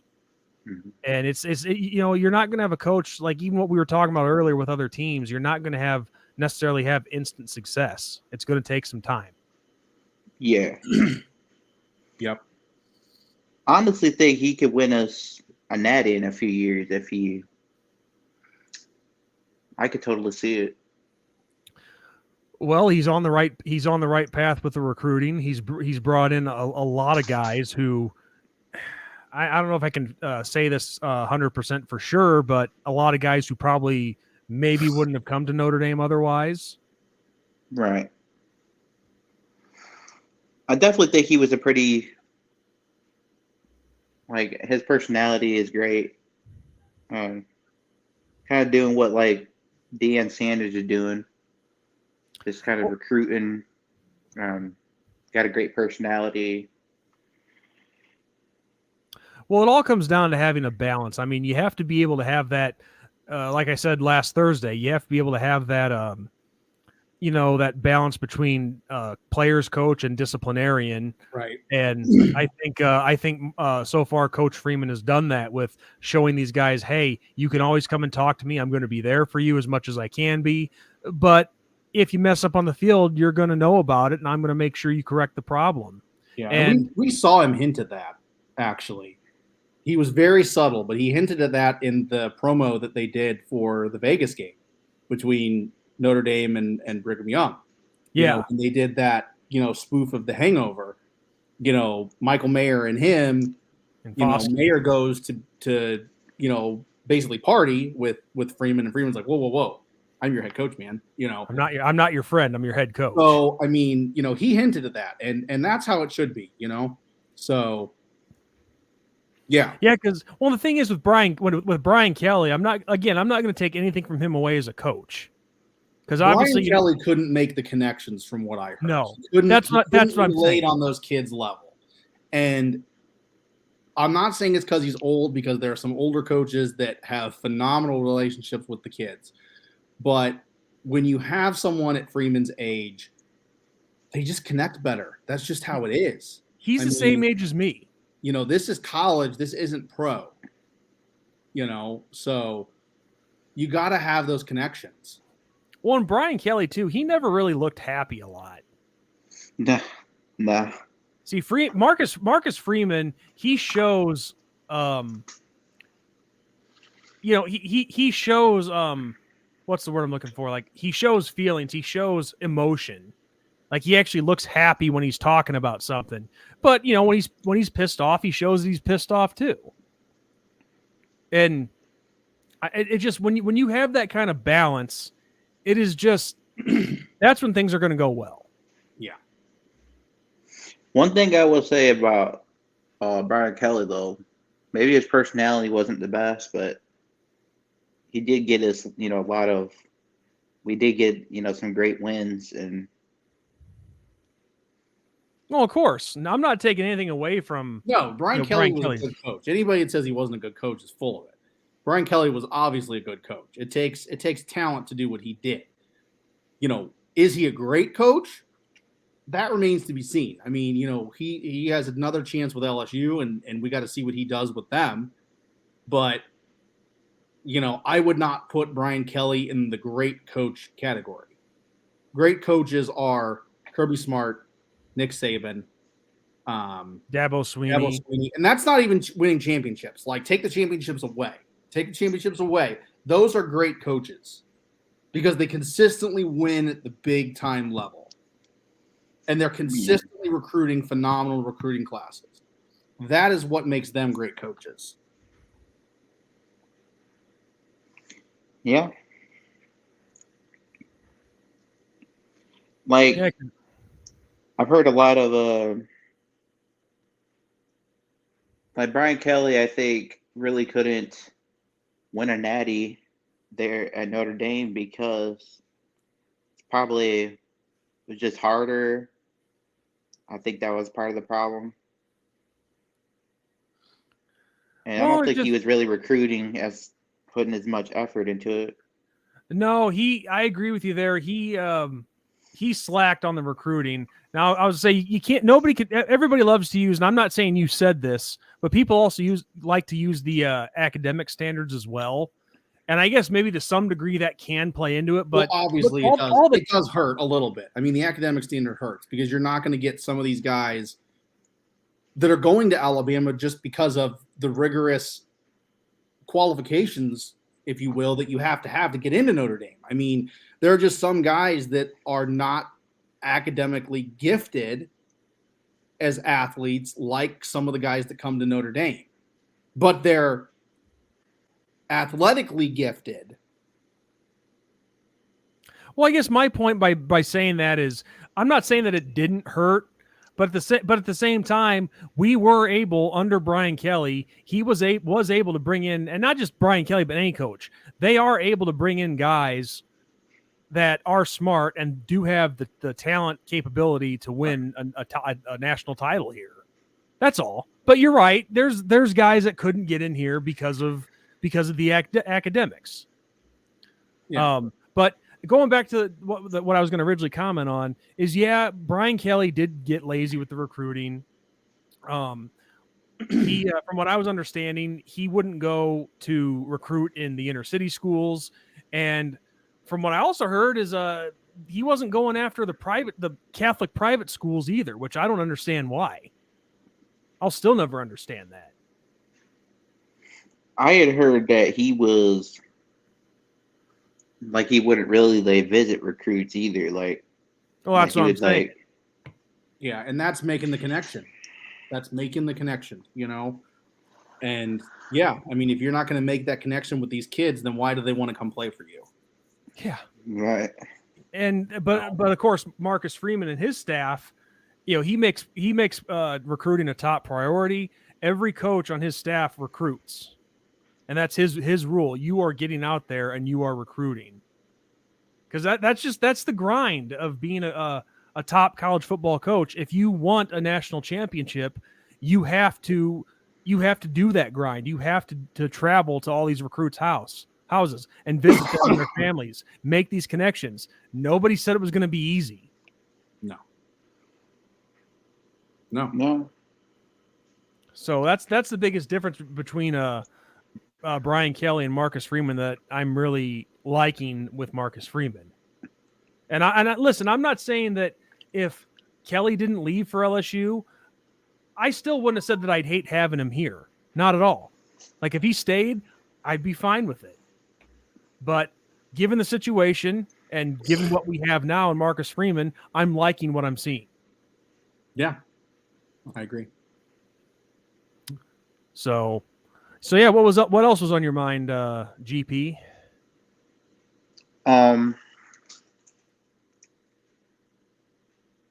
So do you guys think that we can win a natty in a few years? I wouldn't rule it out.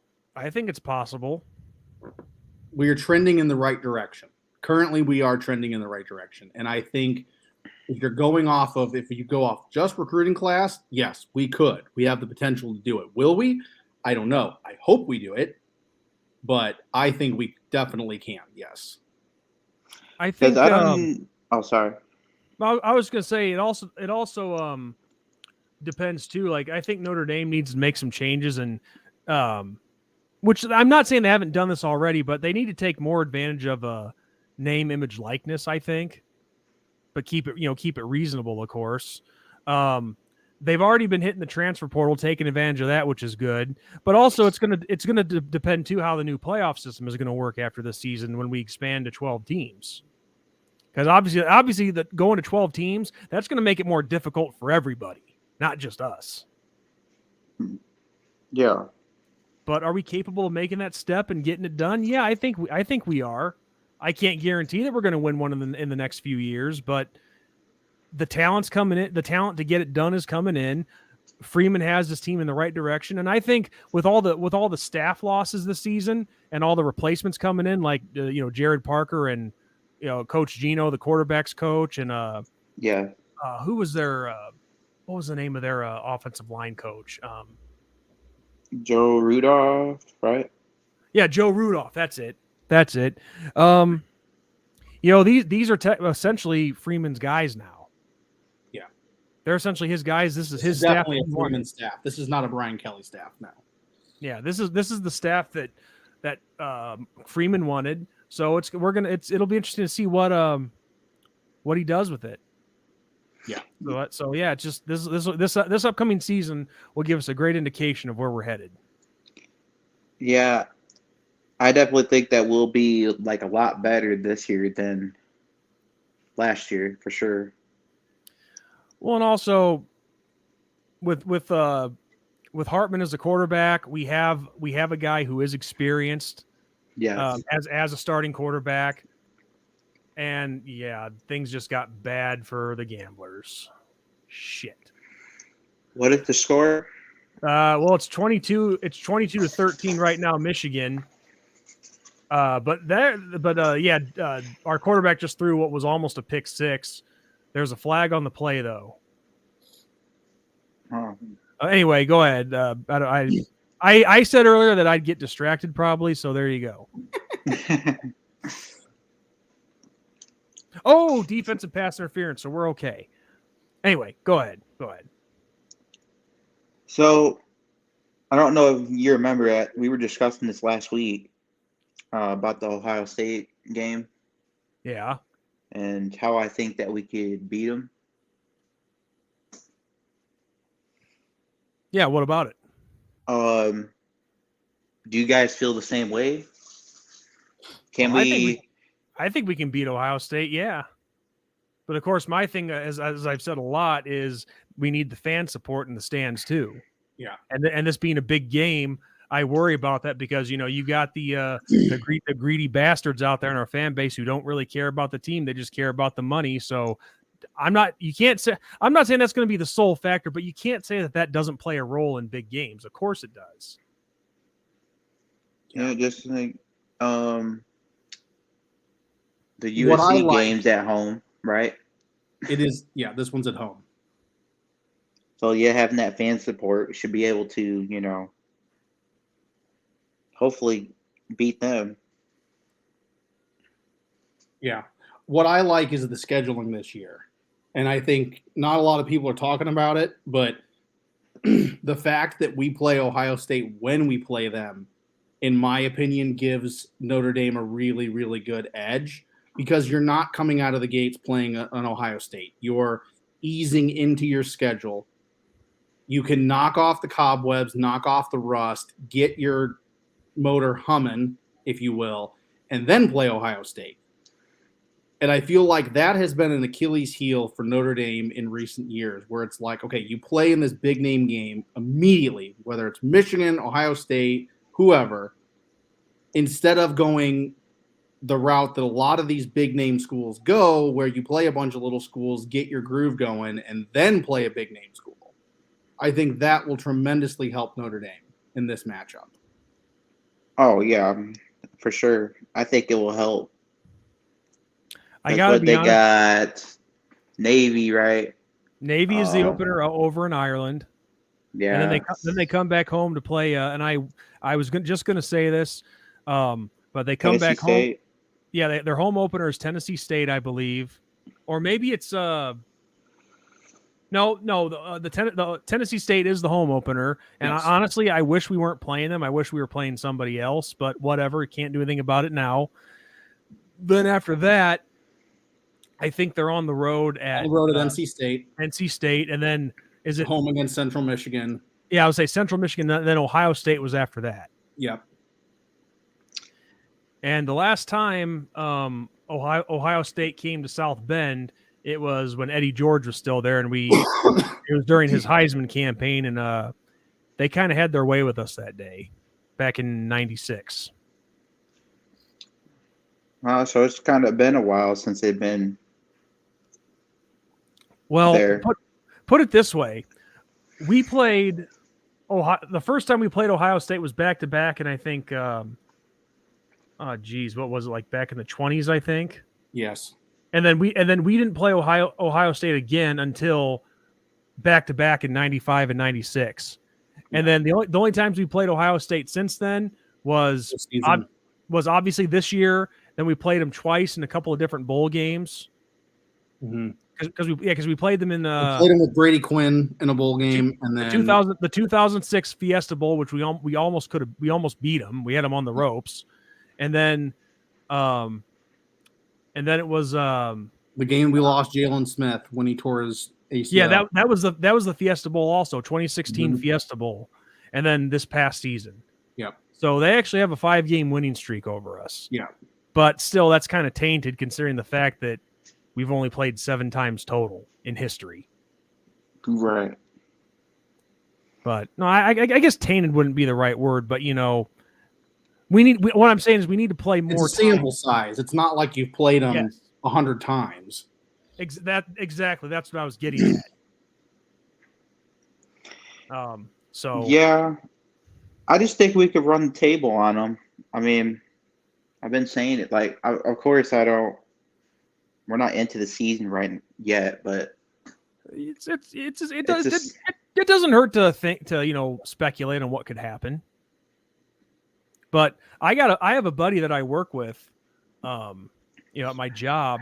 He's a Notre Dame fan as well, and he was telling me, something, Sean. I think if we can go through Ohio State undefeated, we can run the table after that. And with a big win like that, that'll give you nothing but momentum. So I think that would be very possible. Yeah. But of course, it's not going to be easy because you have USC coming in. But of course, that's at home, and then you travel on the road at some point to Clemson, which Death Valley. That's Death Valley, yeah.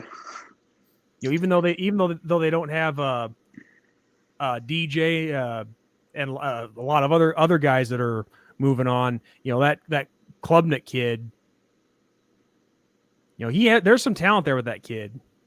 Even though he didn't show it against us last year, I mean, the bottom line is it doesn't matter who Clemson has. It's still Death Valley, and that crowd is going to be loud.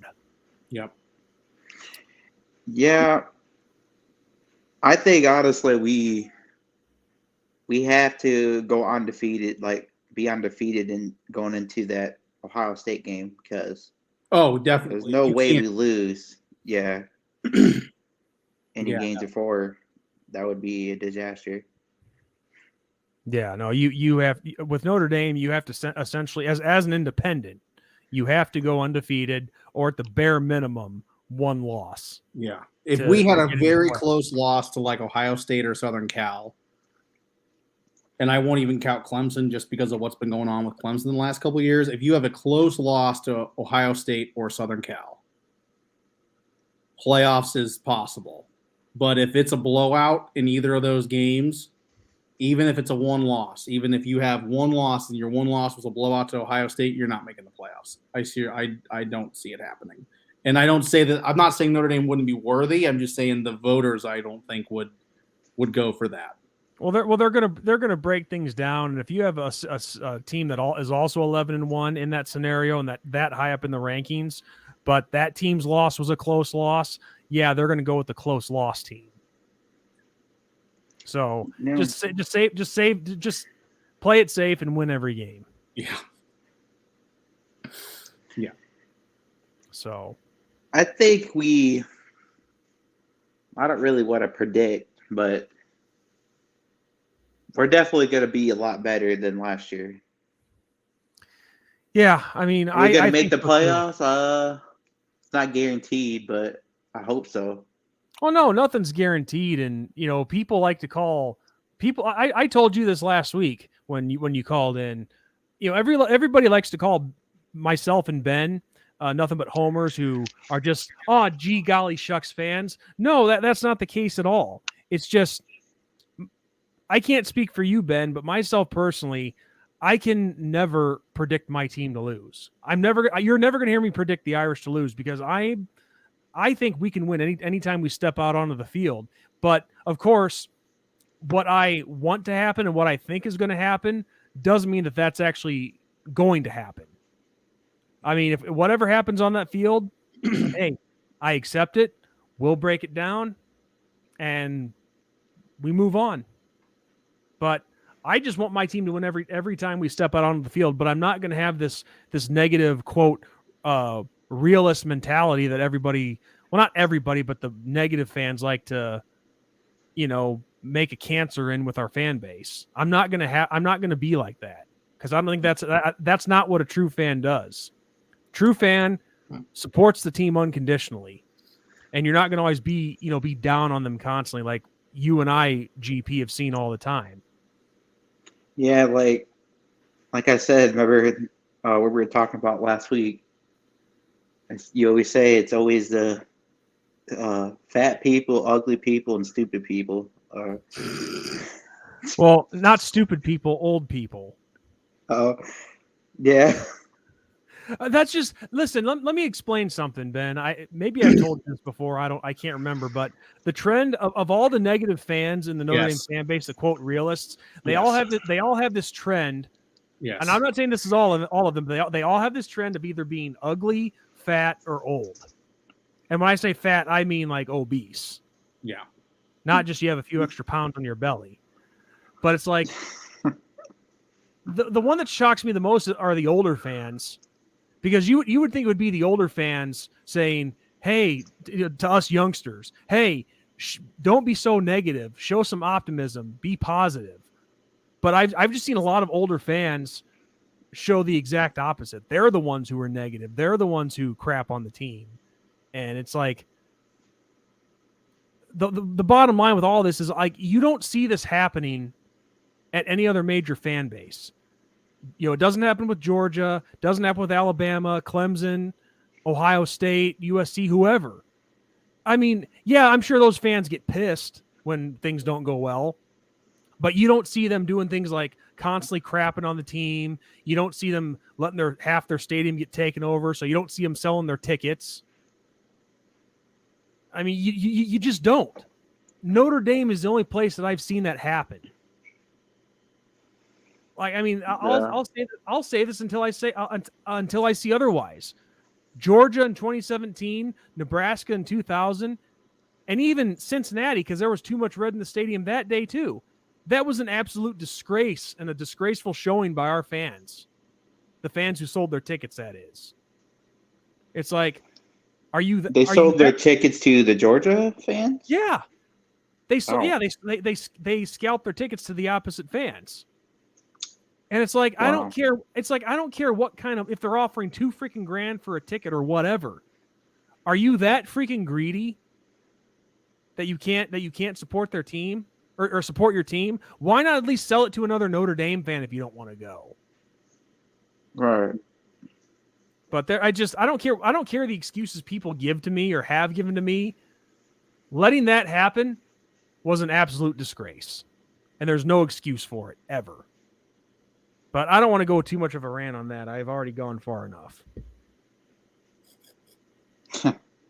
Yeah, Ben knows what I'm talking about. Yes. So yeah, is that all you have for us, Golden Playbook? Anything else real quick? I think I got one more thing. I'm just trying to think what I was going to say. Yeah, this game is over right now. About to be 30 to 13, Michigan Panthers, or 29 to 13. Sorry. Yeah, but 9 games. So, is it true that Chris Tyree changed numbers? I don't know. I hadn't seen that yet. Let's find out. Chris Tyree.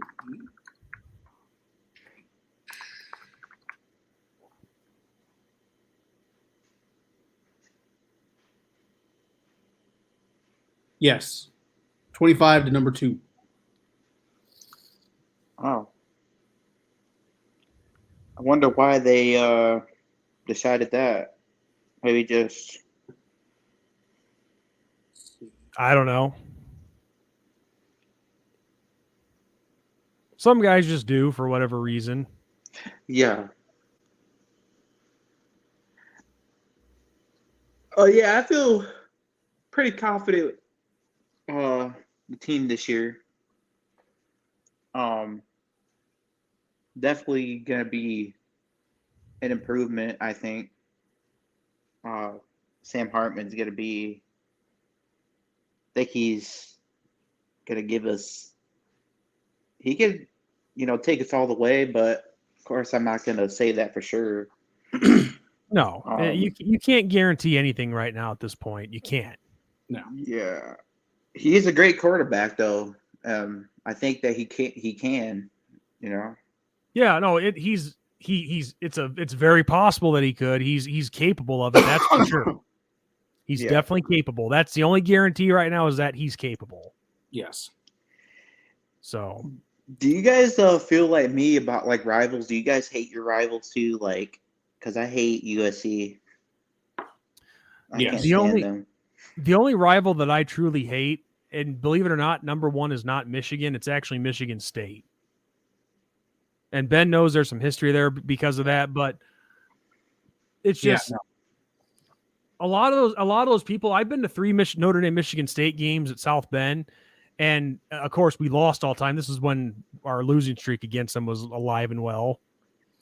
But it's just a lot of those people, and I know this is not just them. Any fan, you deal with this out of any fan base, but they are just some of the mouthiest, arrogant, and cockiest people I've ever seen in my life. Just so arrogant and really, aside from 2, okay, yeah, they've won 2 major bowls. Yeah. Well, in Michigan State as a whole, I mean, but they're just a dirty university. Like, I mean, you go and watch like other sports and other situations and stuff. And I mean, like this season when Michigan State played Alabama, there was literally a Michigan State player that was trying to break the ankle of one of the Alabama players on the floor. I mean, that I remember like that. the whole Michigan State Michigan incident this year where Michigan State players jumped those Michigan players in the tunnel. Like, I mean, it's just things like that is what builds you that reputation. I can't stand Michigan State. I hate them, and I hate Michigan. Well, and I'm not going to go into my whole history, but I remember there was this one Michigan State message board that I was feuding with many years ago, and when we had all this shit happen at Notre Dame, where players were getting arrested and stuff, and there were certain like what was it like? Sexual assault accusations and stuff like that by one of the players and whatnot. Of course, these Michigan State guys were acting all furious and how dare Notre Dame does this, and then the incident with that kid in Kelly's first season that died in the scissor lift accident. They were acting all furious over all this stuff that happened, calling the university murderers and killers and stuff like that. But they seem to forget that their trainer raped a bunch of gymnasts. They seem to forget about that. So they like to open their mouths, but they'll try to not make excuses, but they'll try to play that off as not nothing, but like they just play it off compared to us. Yeah, it's just the classic. Let he who is sinless cast the first stone. Yeah, exactly. So I'm not saying it's right. I'm not saying any of those situations are right, but yeah. So that's my thing. Michigan State, I hate them most of any of our rivals. USC is better than them. Hell, I haven't even had really many problems with Michigan fans. But Michigan State, it's just something about them. They're arrogant and so cocky, and they really have nothing to be arrogant and cocky about. Because really, what have they done in the last 40 or 50 years? Really nothing. Two major bowl wins, made the playoffs once. They haven't won a natty since what, like the 60s? It's been a long ass time. I know that. Yeah, I kind of agree with you with that, but I heard a lot of stories about like Michigan fans as well. Like, oh, of course, that stuff about them exists. being arrogant and throwing trash at people and whatnot. Oh, my uncle went to a game at Ann Arbor years ago, and they threw a beer bottle at him because he was wearing his Notre Dame gear and stuff. Wow. Yeah, so. I just can't stand, USC. Caleb Williams is a bum, I think. Do you guys see him paint his nails on the? Yeah, I would say I bet for Christmas that this past Christmas he probably got a gift card on some nail salon for his manicures. Yeah. No, I don't have much love for Southern Cal. But yeah. No. Weird. I hate Michigan State a little more than Southern Cal, but then again, some of our fan base, is they live in California, so they hear a lot of that, and I get that. I get that. So yeah, their fans just act like that they're like all that sometimes, but their defense sucks. Mm-hmm. So but then they still, But yeah, I just wanted to ask you guys because like I said, I have my mom's side. My brothers and whatnot are Michigan fans, and they kind of gave me a hard time. But it is what it is. Yeah. But all right, well, Golden Playbook, it was great having you on. Thanks for coming by as usual, and we'll see you later. Okay. See you guys. Yep, see ya. All right. So that was our regular Golden Playbook. Yep. Ben, do you want to call it quits here pretty soon? Yep. All right. Well, I tell you what, this is what we're going to do. 5 minutes. 5 minutes in case anybody else wants to jump on and make a quick comment. We'll give you that opportunity. But yeah, other than that, 5 minutes, it's all over and done with for today. And we hope you guys have enjoyed the stream. It's been a lot of fun. Mm-hmm. So for sure. A nice little change of pace from just giving everybody a pre-recorded video to actually talk about stuff live. And if news happens, and you get what I'm saying. But yeah, that's definitely becoming a short later on, Ben, about Cover and Honey. I can't believe that. Where the hell did that come from? Are you sharing something in your private life that not everybody knows about? No. Do you know how hard it would be to get it out of this beard? Oh my God, dude. Oh, now you know what? Maybe I'm making a change of plans of what that last punishment will be. Oh no. I got to eat like really like syrupy pancakes or something with this No. beard. You have to cover yourself in honey and feathers and walk down the street public. Oh, it was maple syrup that I said, not honey. Okay, maple syrup, whatever. it's got to be. See, I don't know for sure yet, but that fourth punishment, it's got to be something good. But yes, yeah, I'll tell you. I want to see you doing Papa Smurf pretty soon, and we got to get down there and get you waxed. The next here's what I'll say. The next USFL video we do, I'll do Papa Smurf. Okay. All right. Like what? Week 3, week 4? Yeah, whatever it is. Because you obviously got to plan for it. You got to find blue face paint, and yeah, I'm sure your wife being an art teacher, she's got to find a way to make your beard white. Oh, I know how to make the beard white. That's easy. I am not even going to say anything. I had a joke, but it would be inappropriate. Get your head out of the gutter, man. Hey, it's like I've said numerous times. Like when Ryan and I had Magnum on the show, it just got to the point where we were just letting it go. I mean, Magnum even said, "Sean, I'm going to be the reason that your guys' channel gets flagged." But yeah, I was getting really just super ornery, in a good way, not a bad way. But I was letting it all come out those times. I mean, shoot, one of our other regular viewers, Notre Dame 2164, last show we got to talking about now this is kind of interesting because I don't have any kids, but we were talking about raising kids.